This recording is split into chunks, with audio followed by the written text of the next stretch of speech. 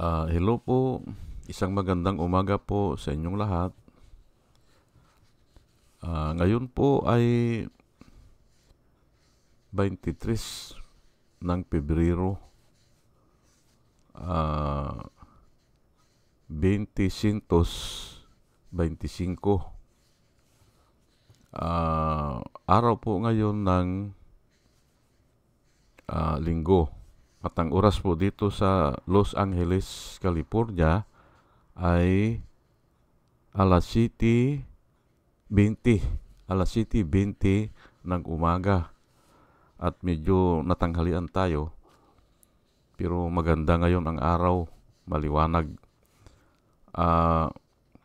Nais ko po mag-vlog mga kababayan, mga minamahal, patungkol dito sa si Chis Escudero padili-delay sa impeachment proceedings. Ayan po. Nakikita ng marami at marami na rin ang nagbablog na parang dinidelay. Ngayon, yung iba ay sinasabi na parang natatakot siya sa mga Duterte o kaya ay kaalyado niya. Yan po eh. Pero ako po ay tatalakayin ko po ito ng ibang pananaw. Gagamitin ko po ang Biblia. Opo. Ito po kasi ang nakasulat sa konstitusyon, yung 1987 konstitusyon na under ni Korean. Remember, ay tayo ay nagka-people power at tayo ay under the revolutionary government, tapos ginawa yung 1987 konstitusyon. At ito po ang ating mababasa patungkol dyan. Ako ay hindi ko na rin alam ito kasi ay ang natalakay namin noon nung nag-aaral ako sa Piati, kung hindi ako magkamali, 1975 o 1976 ako kumuha ng konstitusyon. At ang tinalakay namin doon, yung 1935 at saka yung 1973 Constitution. Pero more on 1935. Opo. At ito nga, 1987 ito ay article, ano ba ito?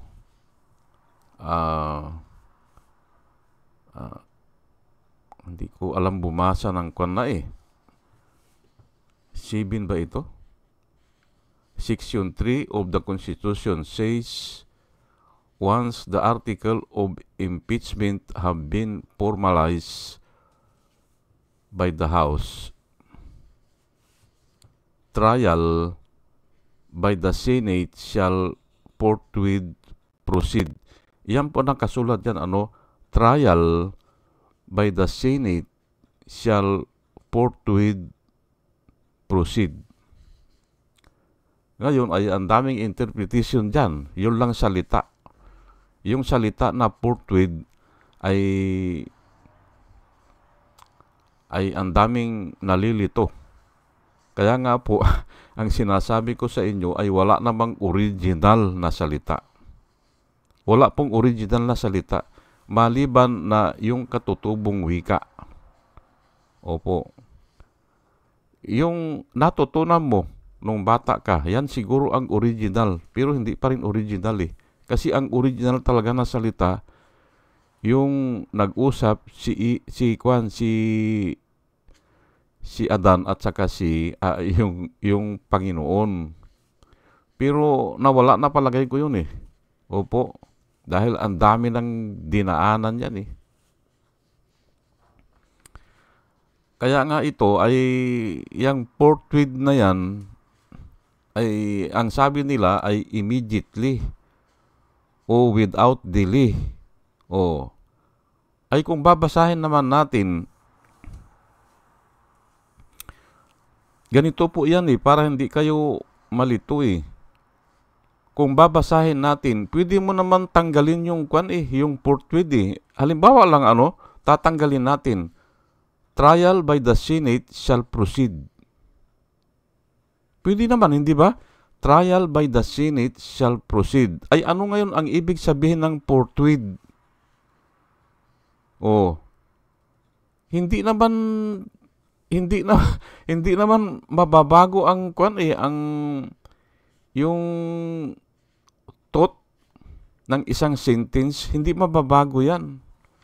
Kaya kahit na baguhin niya yung meaning o yung interpretation, naandun pa rin ang thought.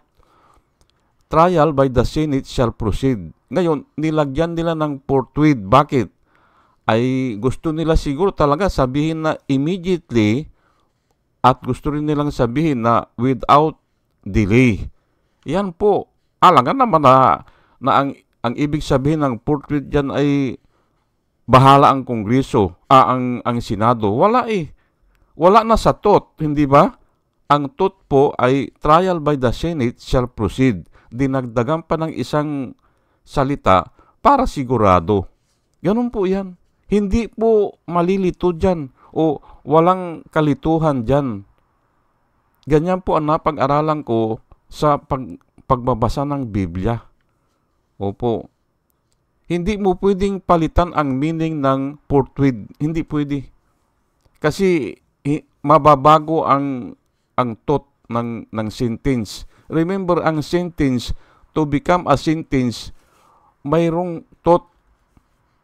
Opo. Kung wala, hindi consider na sentence. Yan ang napag-aralan natin, hindi ba? Halimbawa, sinabi nung isa na Carabao is flying, ay wala yun. Walang ibig sabihin yun kasi nga hindi naman nakakalipad ang kalabaw eh.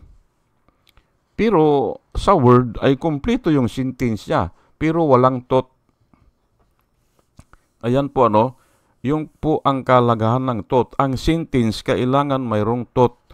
Ngayon ay, sige, ay alisan na muna natin yan kasi nga hindi naman yan ang topic ko eh. Nagdidebate sila dyan sa forthwith, ay andali lang naman ikwan yan. Tanggalin mo yan. Ganun pa rin shall proceed eh. With or without the forthwith word, it is the same. The thought is the same. Ay kaya nga lang, ay yan ang trabaho ng mga magagaling eh. Yan ang trabaho nila eh. Lilituhin nila ang tao. Opo.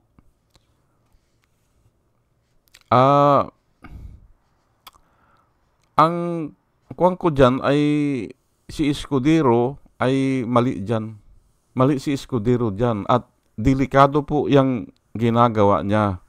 Yung sinabi niya na June 2 na ata mag-umpisa ay napakalaking kuwan yan. Napakalaking mali. Ngayon ay bibigyan ko lang po kayo ng kuwan ng isenaryo na bakit mali yan. Halimbawa lang huwag naman sanang mangyari. Pero halimbawa lang na biglang namatay si Marcos at sila ay nakabakasyon. Anong gagawin nila? Iyan po ang katanungan ko dyan eh. Ay, pwede naman yun, hindi ba? Pero huwag naman sana. Hindi ba? Ay, kung isang isenaryo pa, halimbawa, biglang binaril si Marcos. At namatay siya. At ang suspect ay si Sara. Anong gagawin nila? Matutulog lang sila. Halimbawa lang, huwag sana namang mangyari. Sinalakay tayo ng China. Sinalakay tayo at nakabakasyon sila. Anong gagawin nila? Mali yan eh. Mali yang sinasabi niya eh, na sa June na sila mag-umpisa. Halimbawa lang tayo ay sinalanta ng natural calamity, halimbawa bagyo o tsunami o lindol at nakabakasyon sila. Hindi ba sila mag-combine o mag-meeting? Kung malaki talaga ang pinsala, ay Yan po Ngayon, itong impeachment po, kuwan po ito, emergency din yan. Kasi nga, kuwan yan hindi nagaganap yan Oh, ako nga nakapanood lang ako ng impeachment doon kay, kuwan kay Irap. Hindi ba? Nung in-impeach si Irap, anong mang edad ko noon? 42 na ako. Oh, nung in-impeach si Irap, ata 41 o 42 ako. Oh, simula nung bata ako, hindi ako nakapanood. Oh, yan po ang sinasabi ko, very unusual ito, kaya ay kwan yan emergency yan considered na emergency yan. Sila ay inaatasan ng saligang batas na ang mangyayari kasi sa kanila, temporarily, they will transform itself to a quasi-judicial body. Iyan po Kaya nga, yung function nila, yung legislative, mawawala yun.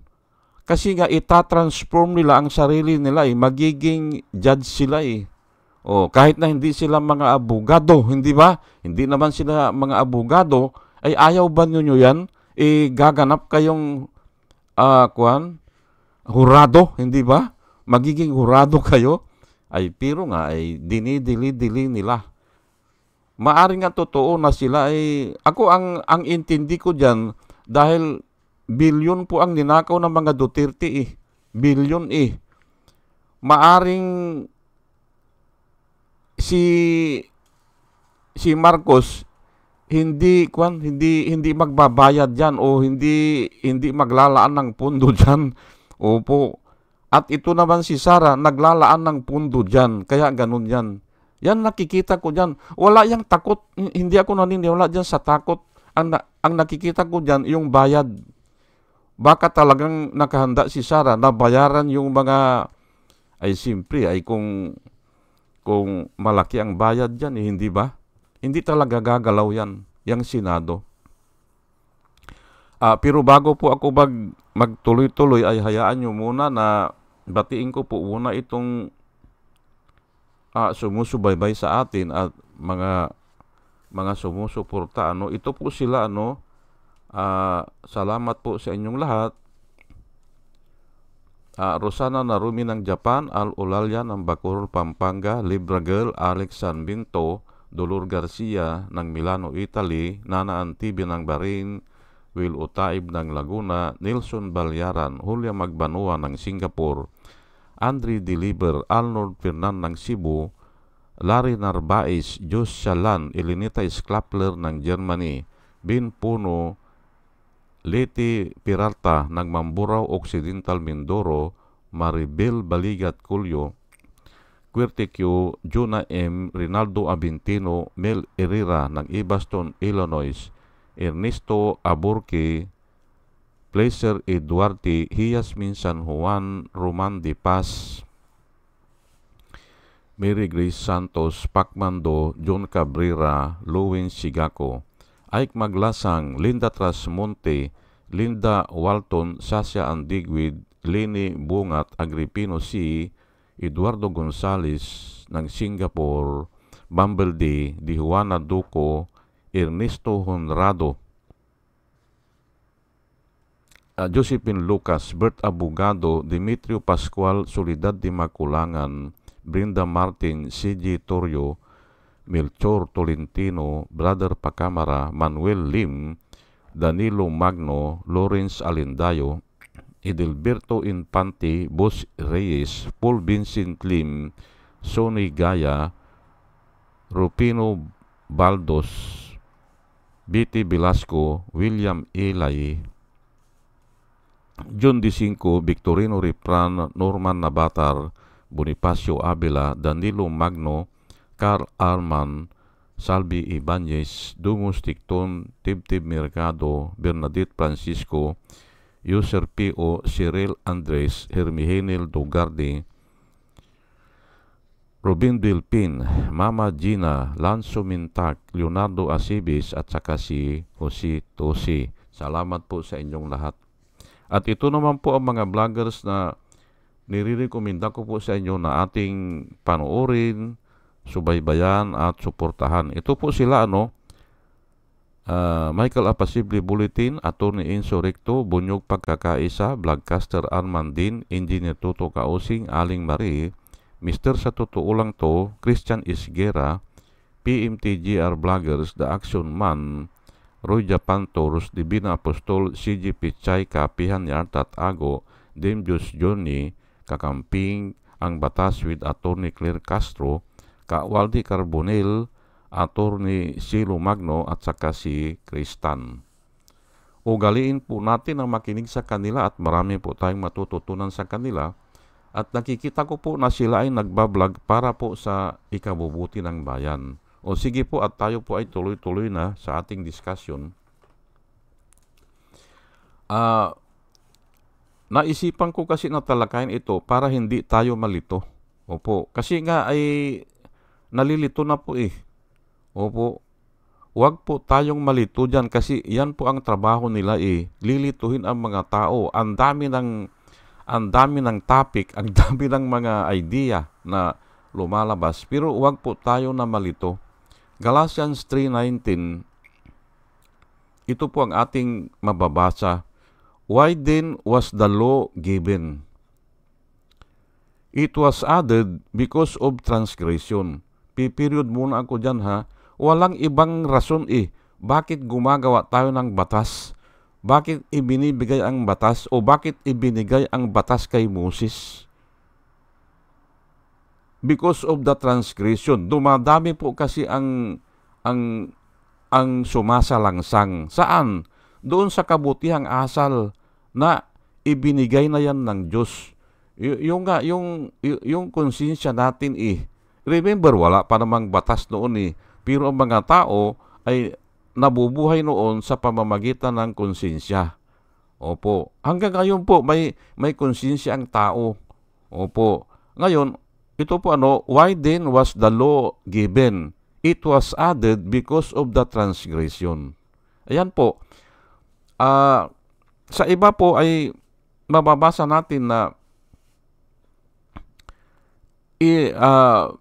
it was added or the law was given to bring us to righteousness. Yan po ang mababasa natin. Pero pinili ko ito, it was added because of the transgression. Marami na talagang sumasalangsang eh. Hindi ba? Kahit na may batas na noon, ay ikuan nila yan. Bali, wala yan. Ayan po until, ay ididiretso ko lang po ha, kasi nga kumplito ito eh. Kumplito na 19, ay mahirap naman na puputulin ko yan. Pero i-describe ko rin ito, bakit yan, until the arrival of the seed to whom the promise referred. Ayan po, si Jesus Christ po ito. Si Jesus Christ. Until the law was added because of the transgression. Until, hanggang dumating ang pinangako na manunubos, yung seed. Until the arrival of the seed to whom the promise will come or referred. It was administered through angels by a mediator. Ayan nga pero hindi ko na ipapaliwanag itong it was administered through angels by a mediator. Ito na lang po until the arrival of the seed. Opo. Pero nga ay hindi naman matatanggal yung batas. Hindi po kasi nga, patuloy pa rin po ang pagsalangsang. Naniniwala ba sila kay Kristo? Ay hindi nga Hindi sila naniniwala yan.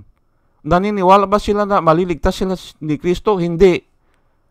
Pero kung ang tao ay naniniwala o talagang 100% siya na iniligtas siya ni Kristo, iiwasan na yung mga pangangalo niya, iiwasan yung pagnanakaw, iiwasan na yung pag-testify sa hindi totoo. Iiwasan niya yan. Ako alam ko yan. Alam ko yan kasi na-experience ko po Kaya nga ako ay sinisir ko po ito. Iiwasan na yan.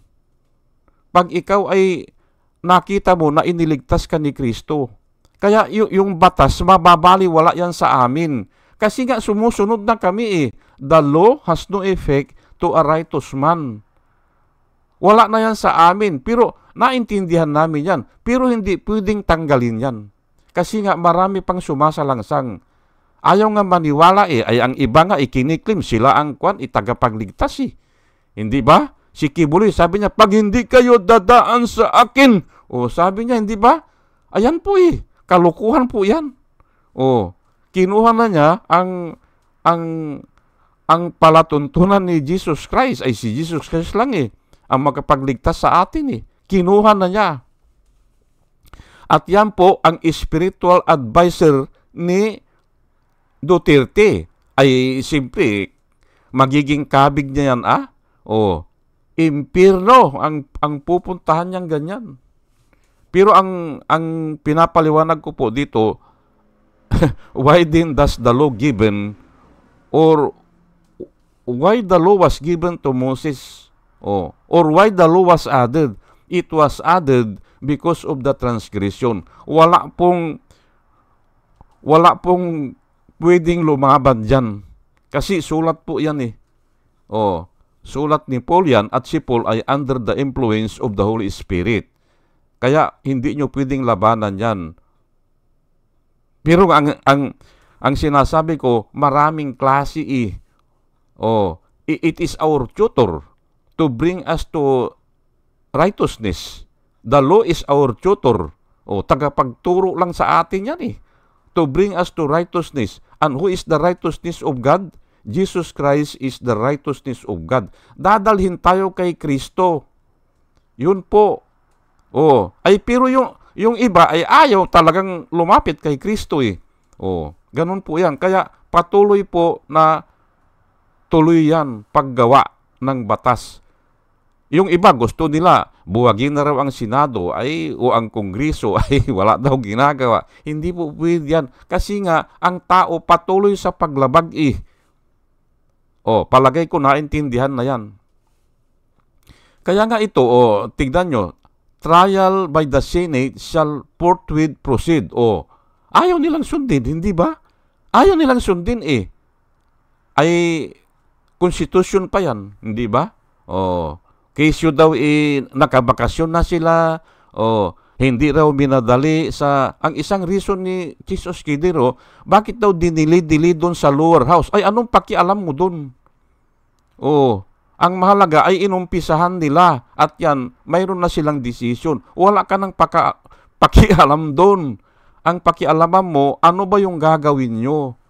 Yun po yan. Ngayon, ay ito tayo ngayon sa 2 verse lang ito kasi nga mahaba eh.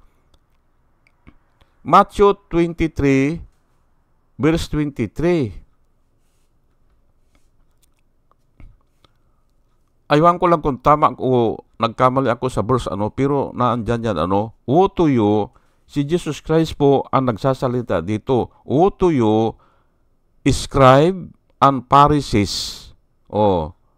Yung mga manunulat at saka yung mga pari.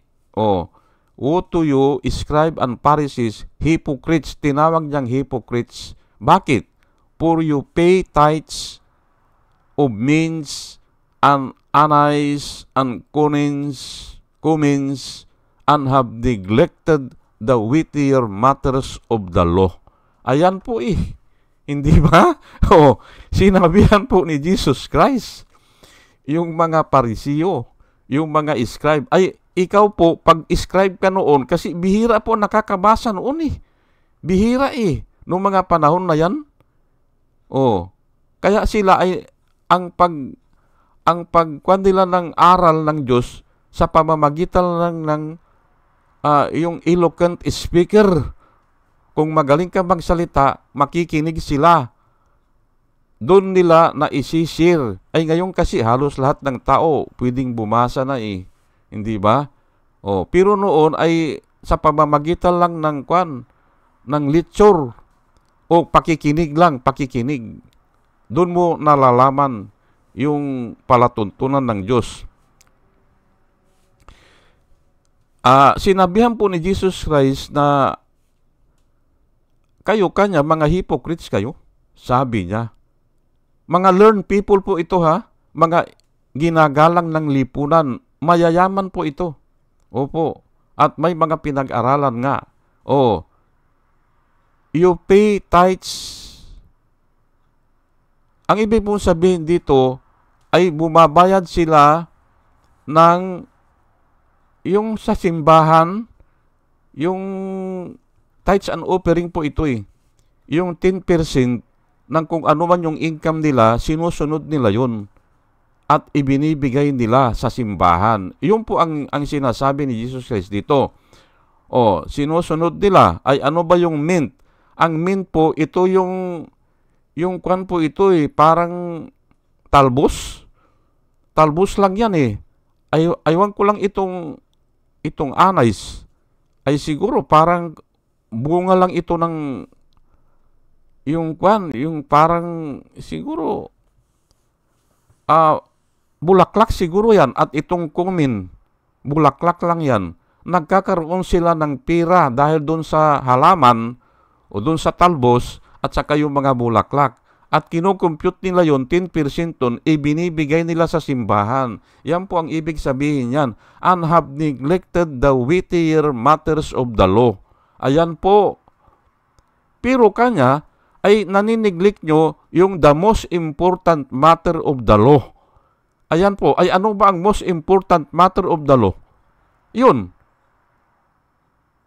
Justice, mercy, and faith. Yan po, tatlo po yan. Pero dito lang sa justice wala na si Escudero Wala na Dapat ang titignan mo Escudero, kaya ka sumusunod sa batas o kaya ka gumagawa ng batas o pinapatupad nyo ang batas o sinusunod nyo ang batas, kailangan may justice. Kung nagnakaw yan, kung nagnakaw yan, ay ikwan yan, akusahan yan.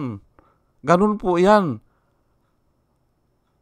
The important matter of the law is to bring justice.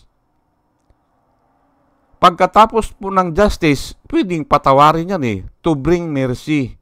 Pero dumaan muna sa batas. Yan po ang ibig sabihin yan. At yung faith, pero hindi ko na i-discuss yung faith, hindi na. Dalawa na lang. Yung justice na lang, ang gustong ipatupad, kaya pinapatupad po ang batas para magkaroon ng hustisya at para magkaroon ng mercy. Ayan po, mercy triumph over justice Pero hindi ko na i-discuss yan dito. Pero ang nauuna ay justice. Opo. Ay ito si Escudero, nakakalimutan na Hindi ba? Bakasyon daw sila. Ay oo nga, ay bakasyon kayo. Ay paano ngayon ang clamor ng mga tao na magkaroon ng justice dahil dyan sa pagnanakaw ni Sara Duterte? Hindi ba? Ngayon nga kahapon may 52 million na ghost student naman ang nadiscovery. 52 million pesos, 52 million pesos dun sa Davao na non-existing yung mga estudyante, yung mga teacher at saka yung mga eskwelahan kung saan man yan. Nakagastos ng 52 million pesos si Sara Duterte. Ayan po nasaan ang justice dyan kung ayaw nyong umpisahan yung impeachment proceedings? Hindi ba? Ngayon, kung i-acquit nyo o kung ang verdict nyo ay i-convict nyo, nasa sa inyo yan. Karapatan nyo yan. Pero wag nyong i-delay. Yan po Ngayon, idadagdag ko pa dito. Alam nyo po, ang sinabi ko kanina, wag po tayong malito. Ito kasi, ang sinusunod ng mga Pariseo, nagbibigay daw sila ng tithes and offering sa simbahan at sinusunod nila yon. Ay hindi naman yan ang mahalaga Hindi po yan Ang mahalaga po ay yung huwag kang magnanakaw, huwag kang mangangalon niya, huwag kang mag-testify sa hindi totoo. Kasi isa yon sa 10 Commandments. Opo. Ito po ay actually wala yan Yang tithes and offering, Wala yan. Wala yan. Hindi po kasama yan. Ngayon, at yan ay pinaliwanag na ni Jesus Christ yan. Magbigay, sabi niya, magbigay ng naaayon sa gusto ng iyong puso. Hindi napipilitan o hindi dahil sa kailangan. For God loves a cheerful giver. Yan po ang paliwanag ng Biblia eh. Ay saan ngayon yung 10%? Wala eh. Ang 10% po na andun sa Malakias 3:10 na kinopya ng mga pastor na hindi naman totoo kasi ang pinagsasabihan po doon yung mga ingat yaman pala o yung mga pastor na nagtatago ng mga parang ganyan kay Kibuloy, hindi ba? O nagpayaman, mga pastor na nagpayaman, yung pala ang sinasabihan doon ng Diyos ni Malakias sa pamamagitan ni Malakias. Bring all the tithes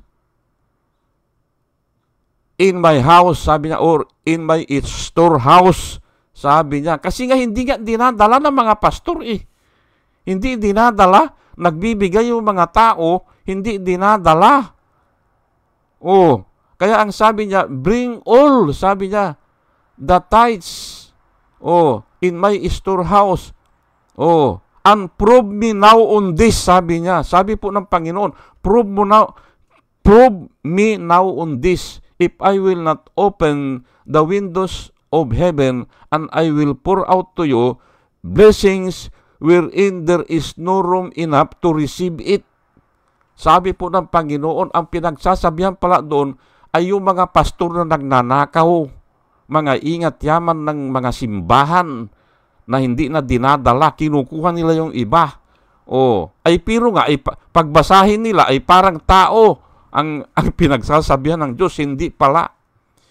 Yan po ang sinasabi ko sa inyo, na hindi pa nga kumanyan niya ng 10 commandments, hindi kasi nga magbigay lang sa nais ng iyong puso. Sinasample ko lang po sa inyo dahil nililito ng mga Parisiyo yung mga tao. Hindi ba? Ay pero nga hindi naman important matters yun eh. Katulad din ito kay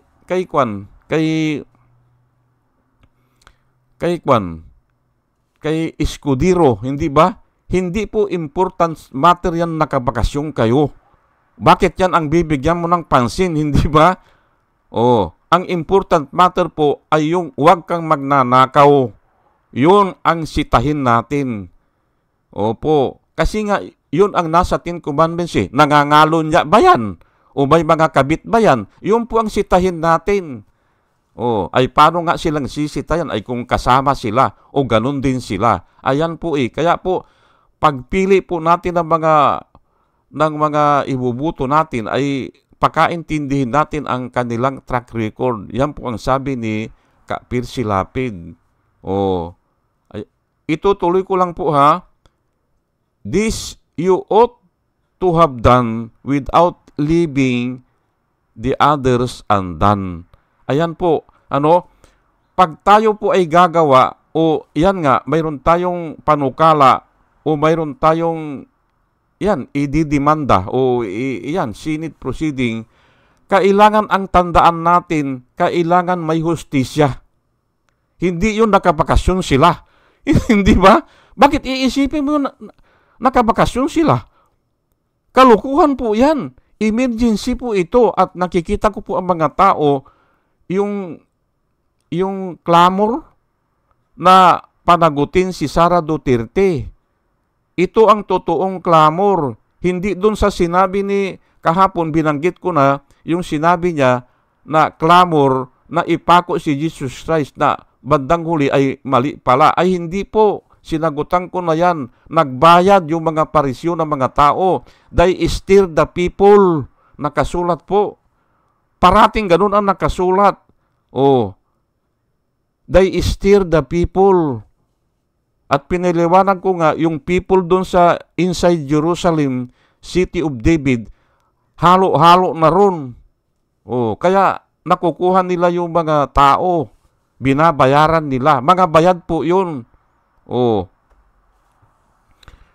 o sige po at hanggang dito na lang po at medyo sobra na po tayo sa oras at dalahin ko po sa Panginoon na sa ating pakikinig po ay makakuha tayo po ng wisdom na nanggagaling sa Kanya. At muli mga kababayan, mga minamahal, isang magandang umaga po sa inyong lahat at salamat po sa inyong pakikinig. Salamat po ng marami. Salamat po.